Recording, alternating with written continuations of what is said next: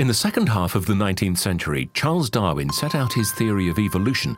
The greater overcome the lesser, the stronger displace the weaker, leading to the survival of the fittest. At roughly the same time, Jigoro Kano, the leading figure in martial arts, created Judo, in which the single most important principle is the achievement of the maximum of results with a minimum of effort. If you can learn to use the philosophy of Judo to your advantage, then you do not have to be the strongest to survive. Our film tells the stories of different people who have been helped to live their lives through Judo. Judo, the art of living. Part 1. If you fall 7 times, get up 8 times. Jigoro Kano. 1996. Oleg Kretzel, a young and promising judoka from Moldavia, took part in the Atlanta Olympic Games. Although he was not amongst the medalists at those games, everyone agreed that he had a great future in the sport. His life was stretching ahead of him. He had a lovely girlfriend waiting for him at home. On his return to Kishinev, Oleg proposed, and on a sunny day in August, the young couple were married. 9 days later, Oleg's life would change forever. They were both involved in a terrible car crash, which left his young wife dead and Oleg completely blind. For about 2 years after the accident, I just didn't want to live, didn't want anything. I can't tell you how grateful I am to my friends. They even slept by my side and made sure I was never alone.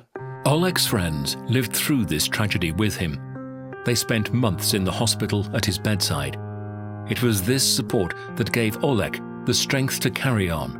Vitaly Gligor, Oleg's best friend, is one of those who bore the brunt of those first years after the accident. Vitaly remembers. When he was moved to the main ward, he had what looked like a cast round his head. That was because his upper jaw was fractured, and it had to be kept immobile so that it would mend. The doctor said that some patients with injuries that serious die just from the pain and shock. He was very badly injured. His face looked like it had been beaten to a pulp. He had no nose to speak of. He couldn't eat. He had no teeth left. He couldn't eat, let alone laugh. Nevertheless, we kept coming to visit him, to try and keep his spirits up. Oleg, we'd say, do you want some nut cake? You can guess how he reacted. What do you mean, cake? He couldn't open his mouth, couldn't laugh. But somehow his mood began to lighten. It took 6 months before Oleg was fit enough to leave hospital. This young, strong man had not only lost his sight completely, he had also lost his reason for living. Once again, his friends were there by his side, never leaving him even for a moment. After the accident, Oleg gave away his judogi, but he carried on turning up to training sessions with his friends. Initially, he would just sit on the bench, but then his friends started asking, "Why are you here? Get changed and work out with us." Oleg took the plunge and went out on the tatami. That was what gave him a sense of hope for the future. When we heard that there were competitions for the visually impaired, I saw the light come back into his eyes. Eyes that couldn't see anything, but still sparkled with a desire to compete, to get to the top in his chosen sport. Oleg began an intensive training program. His best friend, Vitaly Gligor, became his trainer and started to study the system for training visually impaired athletes. It took Oleg 18 months to realize that he would be able to fight and take part in competitions again. And not only take part, but even to beat the strongest of adversaries. When we first took part in competitions, what surprised me was that they were not only for completely blind sportsmen, but for any visually impaired judoka. They all fought together. That gives some of the competitors a decided advantage. That said, it was a huge stimulus for him to beat someone who had even the remnants of sight. Having found a reason for living, he gave himself up entirely to judo and trained for days on end. His training paid dividends. Oleg Kretzel became European and world champion. There was one dream left, a Paralympic gold. But Oleg had yet more mountains to climb. 25 years ago, the Cascade Judo Club was founded in Sergeyev Posad, just outside Moscow. Over that time, the club has trained many champions and prize winners at Russian national and international level. The trainers at the Cascade Club are amongst the first in Russia to develop a methodology for working with preschool children. That was how their family and judo program began. The joint sessions for adults and young children help them to develop common interests, a sense of partnership, and to strengthen the psychological bonds between family members. The children train on their own twice a week, and on Saturdays their parents join them on the tatami.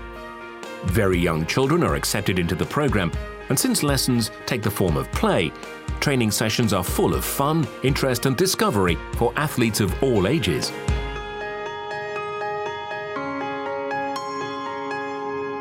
I love the fact that once a week the lessons involve the parents, which gives me an additional opportunity to train with my son.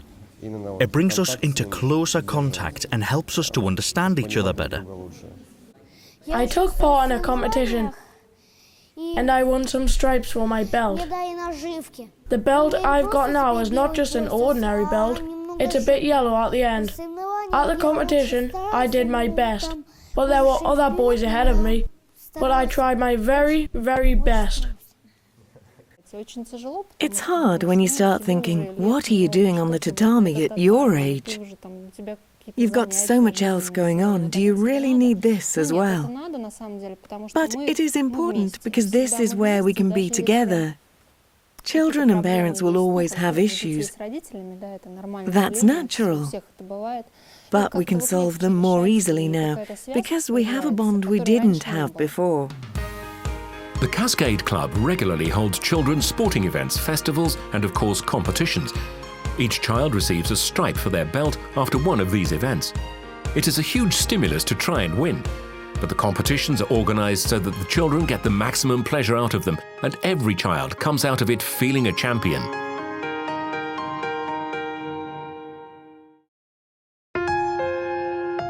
Kostas Efrimidis had a difficult childhood. When he was 5, he was diagnosed with a rare disease, Langerhans cell histiocytosis.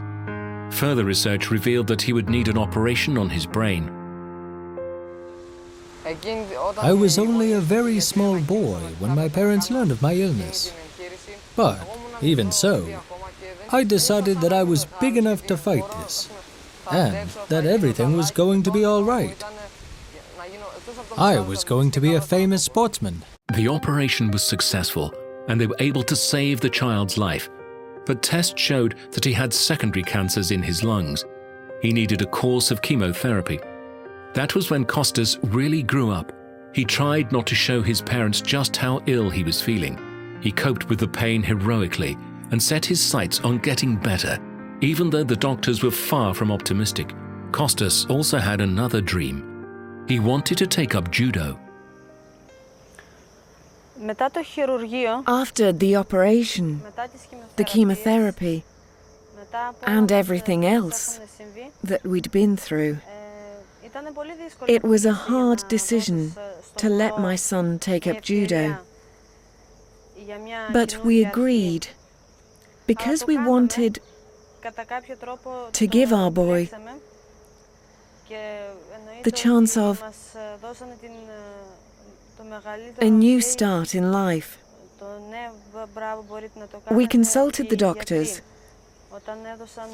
and all the specialists said that the only form of sport that would suit Konstantinos would be judo, since the chances of being injured were relatively small. Kostas's illness kept recurring, and he underwent 3 courses of chemotherapy in all. The doctors warned his parents that Kostas's hair would fall out, but no one expected it to happen so quickly. On his first day back at school after his treatment, Kostas ran his hand through his hair and was amazed to find that he had unwittingly pulled out a whole handful. He made a joke of it as a way of getting out of an embarrassing situation. Naturally, his classmates laughed at him, and when Kostas returned home after school, he was mortified. That evening, his mother shaved Kostas's head. At school, he used to say, "Hey guys, watch this." He would pull a handful of hair out, as if he were doing a magic trick. I can only imagine what my poor boy was going through, and how hard it was for him to cope.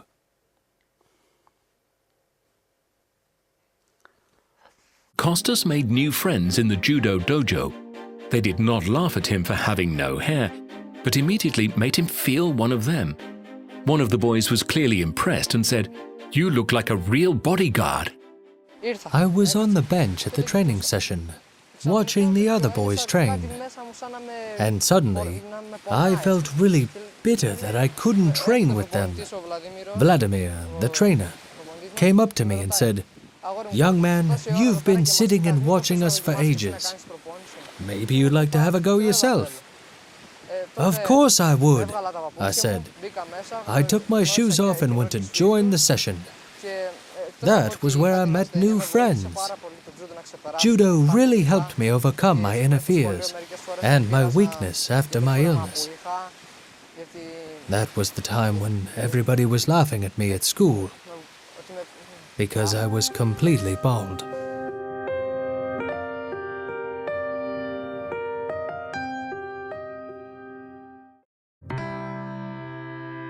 Archpriest Piotr Lashuk, rector of the Church of St. Nicholas, lives in the small Ukrainian town of Beriovaska. A few years ago, when the town was faced with a dangerous situation, Father Piotr found himself returning to his childhood hobby. He got out his judogi and opened a judo dojo.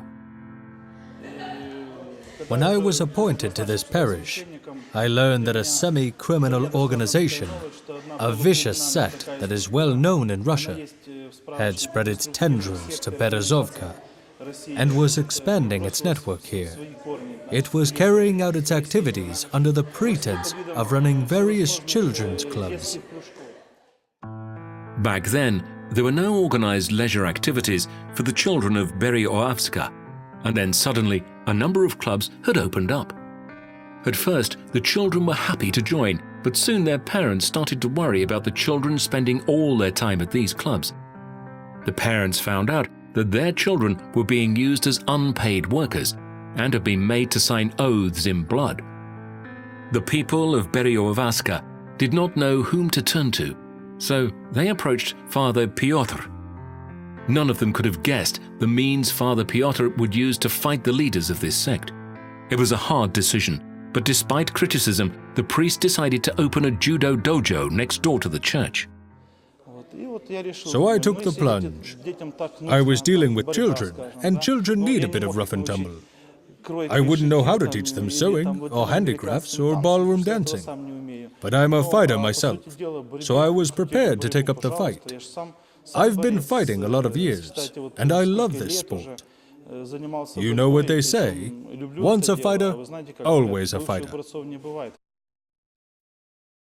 From his earliest childhood, Fernando Mogena devoted all his free time to judo.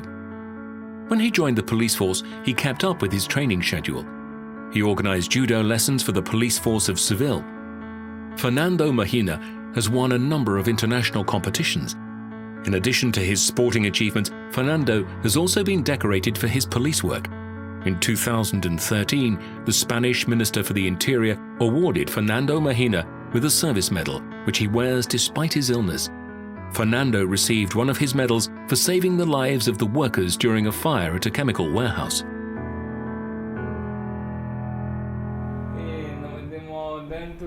We rushed into the scorching heat to try and save as many people as we could. We were lucky. We managed to save 16 people from a horrible death. But after that, 2 of my colleagues and I ended up in the hospital from smoke inhalation. We'd been poisoned by the fumes. 5 years ago, fate altered the course of the life of this strong, brave man. When he was on his honeymoon, Fernando first sensed some strange changes in his body. When he returned home, he was told of the terrible diagnosis, which he found hard to believe. The neurologist who was treating Fernando did not mince his words when he told him his test results. He told me straight out, without sparing my feelings, that in 2 years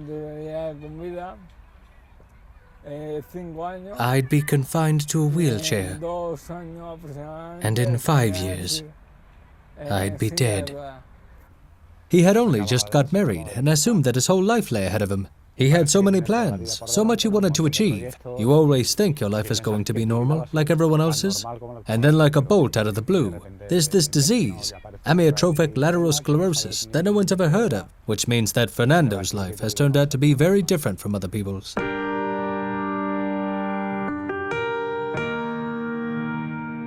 His health grew progressively worse. Fernando continued with his police work while he was having treatment. He hid his weakness from even his closest friends and tried to carry on as before, but he found it more and more difficult to go out on patrol. Eventually, he had to give up any work that involved physical exertion. When Fernando started to struggle with his duties, we decided to move him to another post and find him a desk job in the Statistics Bureau, which is where he is still working now.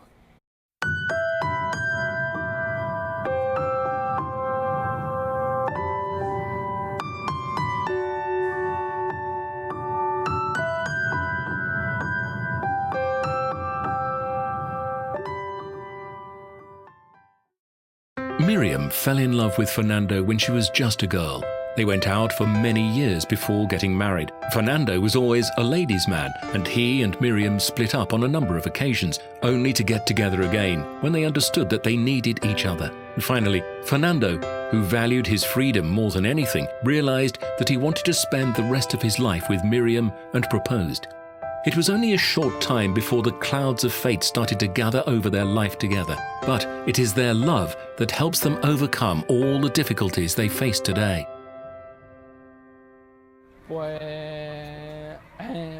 My family, Miriam and Luna, are the support that keeps me going. Without Miriam, I couldn't keep living with the weight of everything that I've been landed with.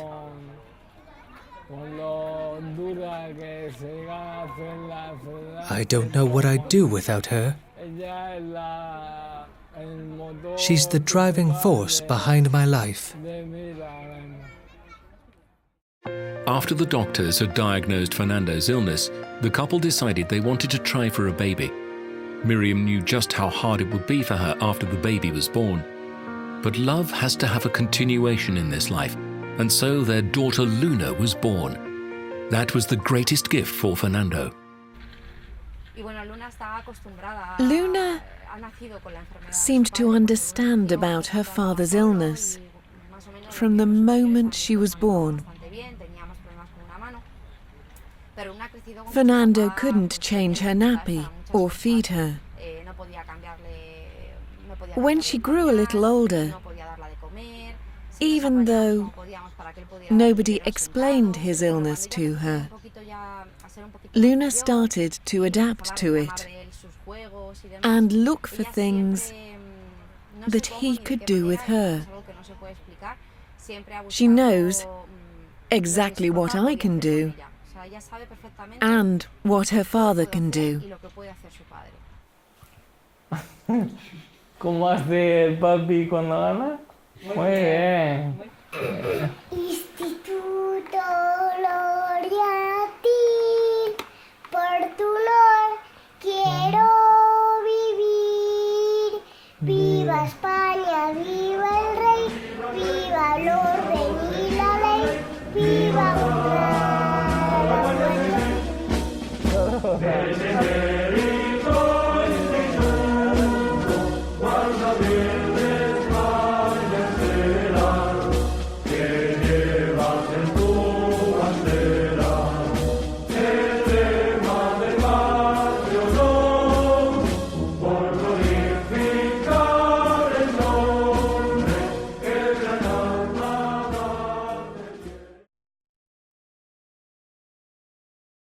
Part 2. The character Ju signifies flexibility in selecting the means of achieving victory. Do generally translates as way. Jigoro Kano intended his martial art to be not only a method of defeating an opponent, but also a means of overcoming one's own inner weakness in any situation in life. The parents and other inhabitants of Beriovaska supported Father Piotr in his difficult initiative. The people got together to renovate a small room. The local school donated some old mats. They made their own equipment and opened their dojo. The tiny room could not accommodate everyone who wanted to join, and Father Piotr held 3 training sessions a day. Eventually, almost all the children in Beriovaska came to the dojo. It is now more than 10 years since the dojo was opened. Father Piotr's first students are now grown up and help him to teach new generations of judokas in Beriovaska. I never tried to use judo as a means of luring children into church. I'd have felt, I don't know, how can I put it? You can receive financial dividends, but you can do it like that sect that had come to our region. They got their dividends in the form of cheap labor or adherence. I've always followed the principle that if children like me, then they'll like the things that I like. Don't you think? If they want to, they'll come of their own accord. The Spanish judo community has rallied behind Fernando Mogena's fight against his illness. David Zamora, Fernando's friend and fellow judoka, offered to arrange a tournament and called it the Mogena Showdown. Miriam Blasco, the first Spanish woman to have won an Olympic gold for judo, visited the tournament. When I visited the Mogena Showdown, I was amazed how the judo world had united behind this man's story. The first year, hardly anyone had heard about the tournament. Alberto Contador, the famous Spanish cyclist, really helped by publicizing it and talking about the tournament on television and in the mass media.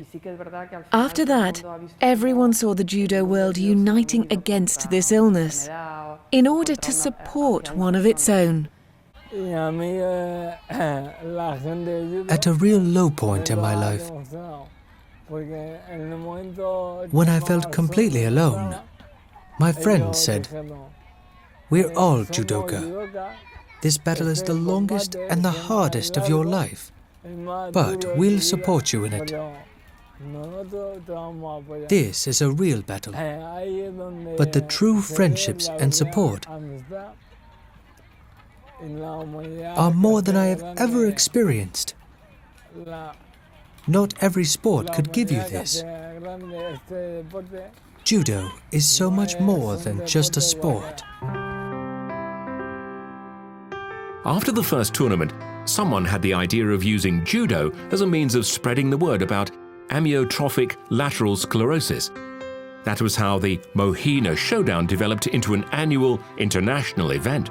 The funds raised at the tournament were ploughed into ALS research. With the help of his friends, Fernando Mogena had started to fight this illness, and his example has inspired many other people. Before and after a showdown, you are 2 different people. He is our hero, and a hero for many people. Fernando Mogena was already seriously ill when the Spanish Judo Federation awarded him an honorary 6th Dan for his contribution to judo. While we were filming, Fernando asked his wife Miriam to help him put on his judogi for the first time in 5 years. He had never put on this belt before.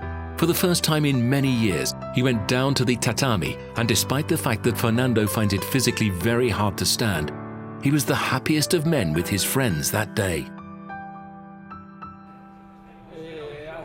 This is a very moving experience. I've been ill for 5 years now, and this is the first time I've put on my judogi with my 6th Dan belt, which is one of the most important awards. And now,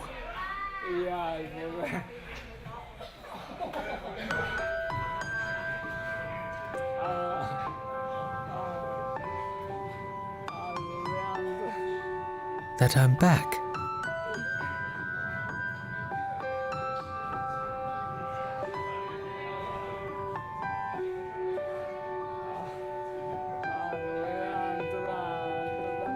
Back on the tatami.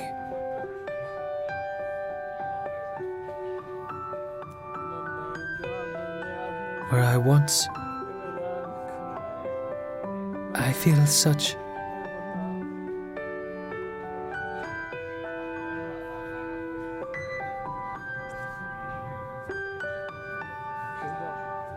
It's everything.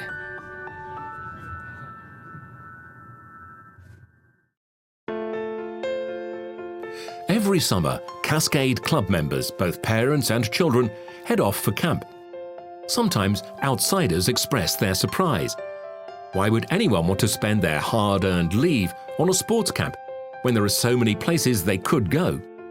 But the families who take part are more than convinced that this has helped them to bond as a family. Hard-fought training sessions with parents and friends form the qualities in children that will help them to be successful in any situation in life. One of the parents said, "Yuri, if anyone had told me that 10 days at camp could change me, change my son, and most importantly, change our relationship, I'd have never have believed it. But it's happened." It was during the summer camp that the parents asked trainer Yuri Krishuk to set up an adult group for them. People who had never had any experience of judo before wanted to start training when they saw what it did for their children. That was how the Cascade Club came to open another section, which gave parents the opportunity to take up a new and interesting hobby. I didn't see anything particular in it to start with. I just came, gave them various tasks to complete, but their desire to study judo, to develop their skills and to learn more about judo, fired me to take their training sessions and their attitude to judo seriously. Now I plan every training session and every lesson. I write up training plans and we all develop step by step. We progress, we take exams, we invite specialists to assess us. We take it all very seriously. Despite their busy lifestyles, people of all different ages and professions find the time to come to the evening training sessions. This gives them not just the opportunity to meet other people and keep fit, but also set themselves new targets to aim for. Many have already been through the assessment process, passed their exams, and been awarded their first belt.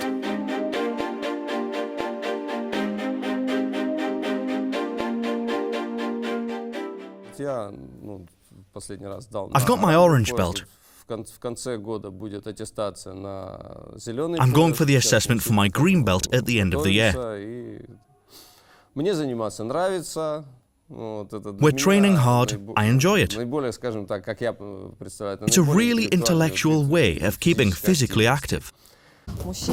A lot of men had already done it and were going for the next level. I decided to give it a go. My husband said, "You need to set our son a good example by getting it. He'll be going for his belt next year, and he needs to see what his mother can achieve by training hard. She may have started later than he did, but she can still do it." These parents have discovered the world of judo thanks to their children, and now they are showing them that all great journeys start with small victories. Judo has become the common factor that unites their family. I discovered judo through my grandson. His parents, my son, decided to sign him up for the judo club. Our club has a parent day on Saturdays, when our trainer Olga holds joint sessions for the children and the adults. My son asked me to go along with my grandson, so I agreed. We went along together for a while, and then I found out, to my surprise, that there were a group for adults with special talents. That was how I came to join in. For me, judo is principally a means of gaining an upper hand over oneself. Oleg Kretzel puts everything into his preparation for the 2004 Paralympic Games in Athens. He dreamed of winning gold, and as one of the best judoka in the world, Oleg deserved it. The previous 3 years, he hadn't lost a single bout. He hadn't even lost a single point. None of his bouts went the full length. That shows he really was head and shoulders above the competition.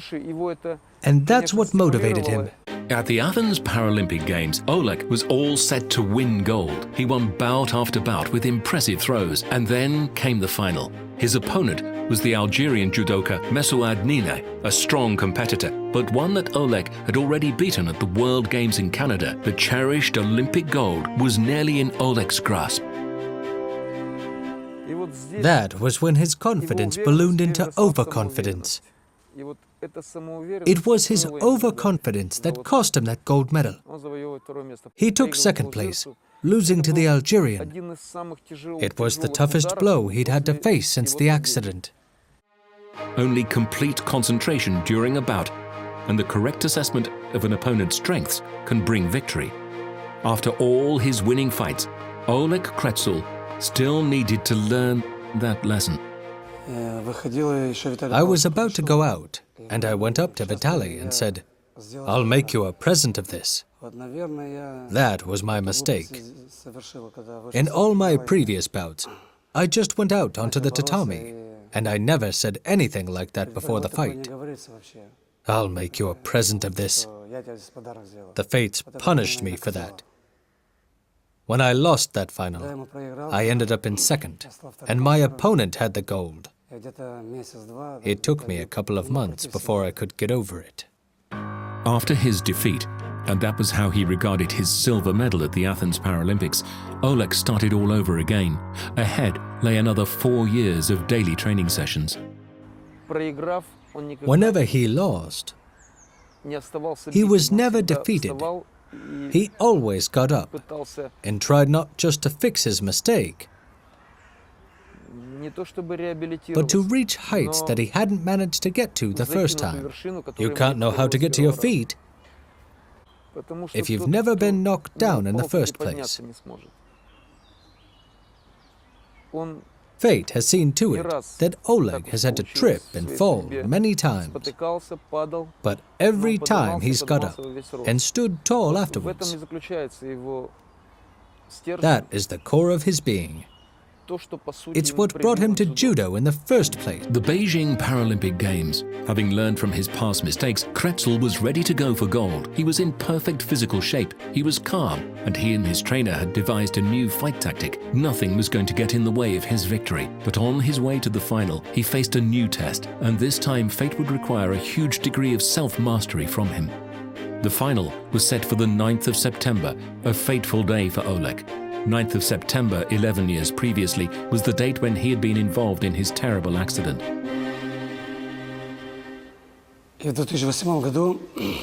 September 9th, 2008.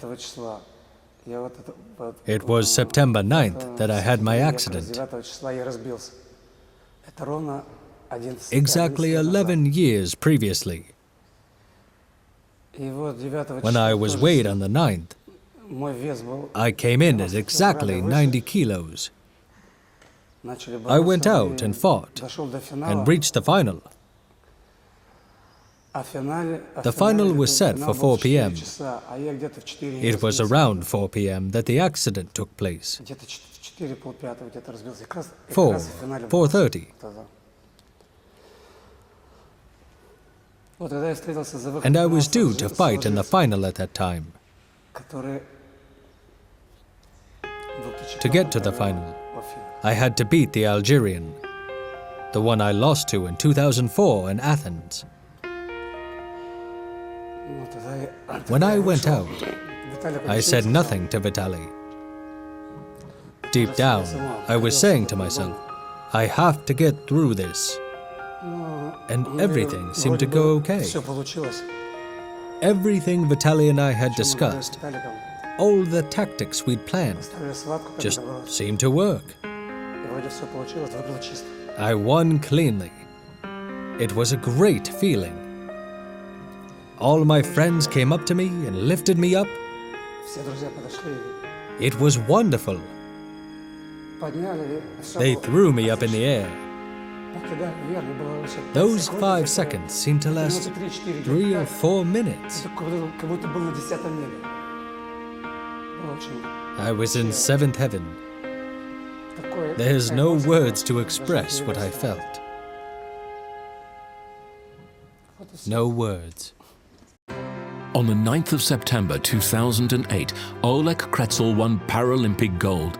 Exactly 11 years had passed since his accident. As he said to his trainer and friend, "I've got even with fate today." It was friendship, persistence, and inner strength that helped Oleg become Paralympic champion. It was one of the happiest moments in the lives of both Oleg Kretzel and Vitaly Gligor. Oleg's family were waiting for him back at home. Oleg had found personal happiness in life as well. A few years previously, he had fallen in love again, and his wife Oksana had given him a son and a daughter. If I know anything at all, it is that however difficult things may be in my life, I can rely on the strength of my husband, because I am sure that he will always be there to support me. I know what true happiness is because I have 2 lovely children, a loving husband, and close-knit family. Today, Kostas has won many national and international competitions. At the Greek National Championships, Kostas Efremidis won gold. From a weak boy, worn out by his medical treatment, he has grown into a confident young man.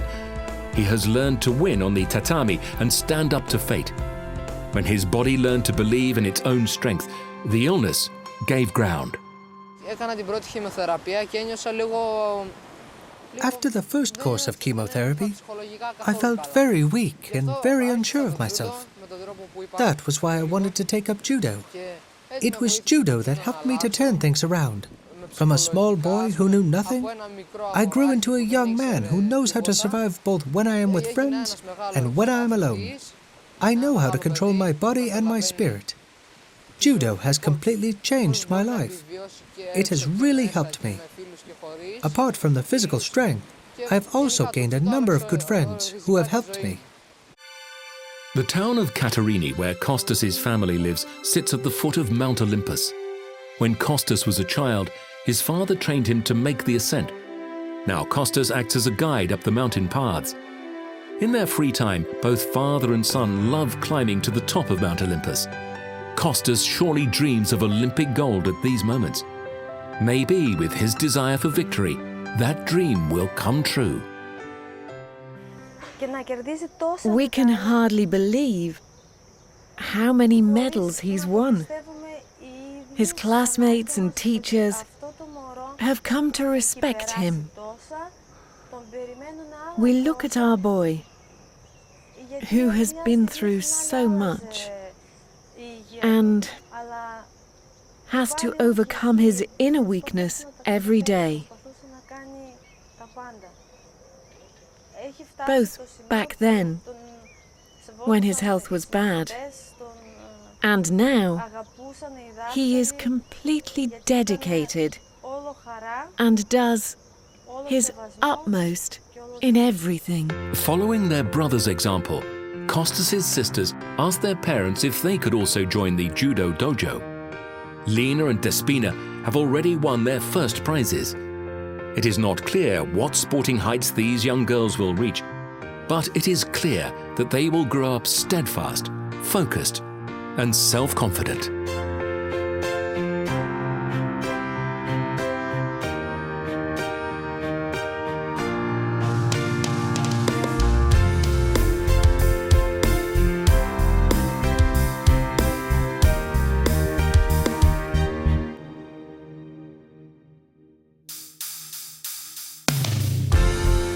The heroes of our film have refused to give in, despite seemingly insuperable odds.